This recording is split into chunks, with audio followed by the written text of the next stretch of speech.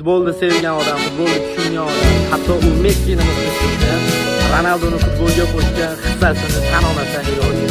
Aslida Ronaldoga, Neymarga, Messiga, jahon chempioniga bu ikkali ularni nomini o'zi jahon futbolidan yuqori turadi. Sababi dunyoda hozirda eng kuchli futbolchi ikkita Ronaldo albatta. Jahon kubogi, jahon chempioni Mbappe, Haaland, Yamal lekin Ronaldo oradan yillar o'tgandan keyin Mbappe man jahon chempioni yoki Yamal jahon chempioni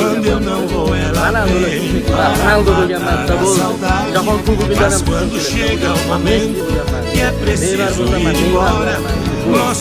olinish kerak bo'lgan rekordlarni urib tashlagan oldi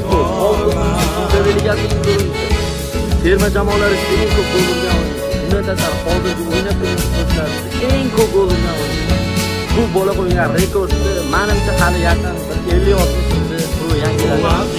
Ronaldo shunchaki respekt, Ronaldo alohida rahmat aytamiz va esda qolinglar, Ronaldoni terma jamoadagi eng so'nggi goli O'zbekiston terma jamoasi tarixda qoladi.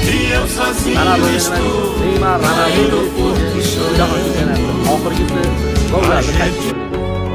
Nima deymiz? Ronaldo jahon chempioni bo'lmasa ham, u jahon chempionlaridan mashhur va jahon chempionlaridan yuqori turadigan futbolchi bo'lib tarixda qoladi. Gapimga qo'shilganlar bo'lsa, albatta kommentda yozinglar. Ronaldo, Messi, Neymar qanaqa futbolchi bo'lgan, ular qanaqa rekordlar qo'yganini albatta kommentda yozinglar.